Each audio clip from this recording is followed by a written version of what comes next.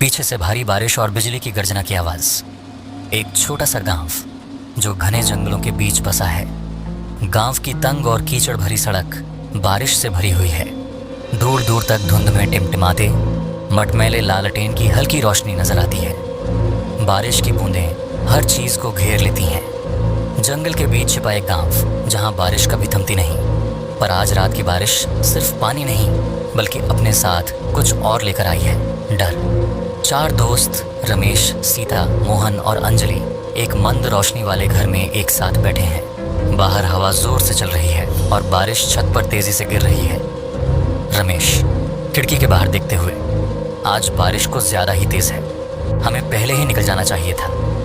सीता घबराते हुए, यह मौसम हमेशा ऐसा लगता है जैसे कोई हमें देख रहा हो। अंजलि हंसते हुए माहौल हल्का करने की कोशिश में, सीता तुम और तुम्हारे अंधविश्वास, ये तो बस बारिश है। मोहन धीरे से, शायद सीता सही है। मेरे दादा कहते थे कि इस गांव की बारिश शापित है। लोगों ने यहाँ फुसफुसाहटें सुनी हैं, बिजली चमकती है और घर की रोशनी झपकने लगती है, जिससे सब और बेचैन हो जाते हैं। खिड़की के बाहर धुंध में हल्की हल्की परछाइयाँ बारिश में चलती नजर आती हैं। हवा में दूर से फुसफुसाहट की आवाज़ सुनाई देती है। अंजलि माथे पर बल डालते हुए, क्या तुमने कुछ सुना? रमेश हैरान होकर, क्या सुना? फुसफुसाहटें तेज होती जाती हैं और धीरे धीरे उनके नाम लेकर बुलाने लगती हैं। सीता घबराई हुई, रमेश कोई हमें बुला रहा है। मोहन गंभीरता से, हमें अभी निकलना होगा।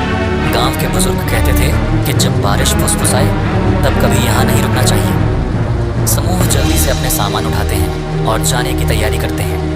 जब वे बाहर निकलते हैं तो बारिश अचानक बहुत ठंडी महसूस होती है और फुसफुसाहटें अब और स्पष्ट हो चुकी हैं, पूरे गांव में गूंज रही हैं। दृश्य, बारिश में डूबा गांव एकदम अजीब और भटका हुआ लगता है। धुंध से अजीब आकृतियां उभरती हैं जो दूर से उन्हें घूर रही हैं। सीता कांपते हुए, ये क्या है? मोहन धीरे से, कहते हैं ये वही लोग हैं जो बारिश में खो गए थे और कभी लौटे नहीं। अचानक एक आकृति उनके पास आती है जिसका चेहरा कंकाल जैसा है और आंखें गहरी खोखली हैं।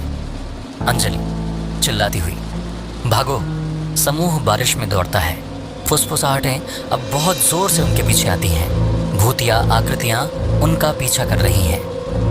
गांव की सड़कें लंबी हो रही हैं और वे भागने की कोशिश करते हुए महसूस करते हैं कि यह रास्ता कभी खत्म नहीं होगा। परछाइयाँ उनका नाम पुकारते हुए पीछा कर रही हैं। रमेश घबराकर, हम फंस गए हैं, यहाँ से निकलने का कोई रास्ता नहीं है। सीता घुटनों के बल गिरकर रोते हुए, सब खत्म हो गया, बारिश हमें भी ले जाएगी। अचानक बिजली की चमक में गांव के बुजुर्ग दूर खड़े नजर आते हैं। उनके हाथ में एक लालटेन है। बुजुर्ग चिल्लाते हुए, इधर आओ, जल्दी करो, इससे पहले कि बारिश तुम्हें निगल जाए। वे बुजुर्ग की ओर दौड़ते हैं और दृश्य काले पर्दे में ढल जाता है। बारिश अभी भी तेजी से गिर रही है, लेकिन फुसफुसाहटें धीरे धीरे थम जाती हैं। समूह भारी सांसें लेता हुआ खड़ा है, सुरक्षित महसूस करता है, पर गांव अब भी उनके पीछे शांत और डरावना दिखाई देता है। गांव के बीचों बीच बारिश अभी भी फुसफुसा रही है, अपने अगले शिकार का इंतजार कर रही है। कुछ कहते हैं कि जो इसे सुनते हैं वे कभी लौटकर नहीं आते। कैमरा आसमान की ओर बढ़ता है जहां फुसफुसाहटें धीमे स्वर में गूंजती रहती हैं और स्क्रीन काले पर्दे में ढल जाती है।